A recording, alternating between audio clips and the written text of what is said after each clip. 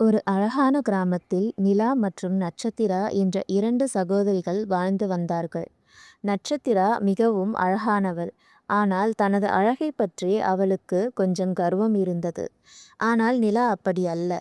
அவள் அதிக அழகாக இல்லாவிட்டாலும் எல்லோரிடமும் அன்பாகவும் பணிவாகவும் நடந்து கொள்வாள். நிலாவின் குடும்பம் ஒரு நடுத்தர குடும்பம். அவளுடைய அப்பா அம்மா மிகவும் பேரன்பு கொண்டவர்கள்.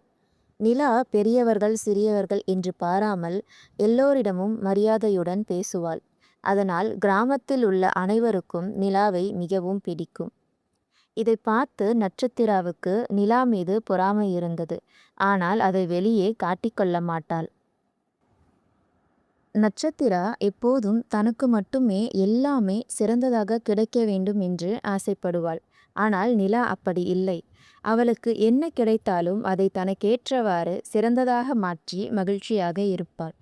ஒரு நாள் நிலா மற்றும் நட்சத்திரா இருவரும் தங்களுடைய நண்பர்களுடன் ஒரு அழகான பூந்தோட்டத்தில் விளையாடி கொண்டிருந்தார்கள். அது அவர்களுக்கு மிகவும் பிடித்த இடம்.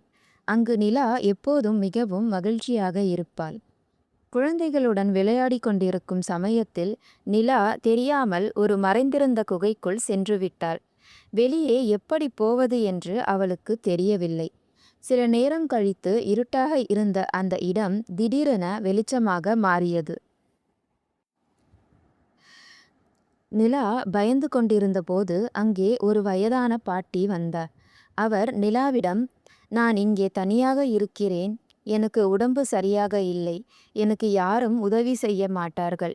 நீ எனக்கு உதவி செய்வாயா?" என்று கேட்டார்.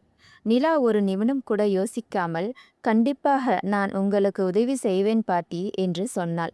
அதை கேட்ட பாட்டி நிலாவின் கையை பிடித்து குகையின் உள்ளே அழைத்து சென்றார். அங்கே ஒரு சிறிய தீவு போல் ஒரு இடம் இருந்தது. அந்த இடத்தில் இருந்த செடிகள், பூக்கள், விலங்குகள் எல்லாமே மிகவும் சோகமாக இருந்தன.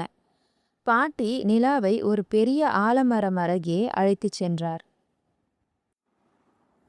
அந்த மரத்தை பார்த்து, "இந்த மரம்தான் எங்களுடைய மகிழ்ச்சிக்கான காரணம். இந்த மரத்திலிருந்து வரும் ஒளிக்கதிர்கள் எங்கள் தீவை பிரகாசமாக வைத்திருந்தது. ஆனால் ஒரு நாள் திடீரென்று அந்த ஒளிக்கதிர்கள் வரவே இல்லை. அதனால் இந்த தீவும் பிரகாசம் இழந்தது. எங்களுடைய வாழ்க்கையும் சோகமாக மாறிவிட்டது" என்று அந்த பாட்டி நிலாவிடம் கூறினாள். நிலா மெதுவாக அந்த மரத்தை தன் கைகளால் தொட்டவுடன் அவளுக்கு ஒரு காட்சி தோன்றியது. அந்த காட்சியில் மரத்தில் வாழ்ந்து வந்த ஒரு சிறிய தேவதையை ஒரு சூனியக்காரி கட்டி போட்டு கொண்டு செல்வது போல் தோன்றியது. தேவதை இல்லாமல் போனதால்தான் அந்த மரம் பிரகாசிக்க முடியாமல் இருந்தது. இந்த விஷயத்தை நிலா அந்த பாட்டியிடம் சொல்கிறாள். அதை கேட்ட உடனே பாட்டி அழ ஆரம்பித்தார். நிலா பாட்டிக்கு ஆறுதல் சொல்லி சமாதானம் செய்தாள். அதன்பின் பாட்டியிடம், "பாட்டி, அந்த தேவதை பற்றியும் இந்த தீவின் ரகசியத்தையும் என்னிடம் சொல்லுங்கள்" என்று கேட்டாள். அப்போது பாட்டி அந்த தேவதையின் கதையை சொல்ல ஆரம்பித்தார்.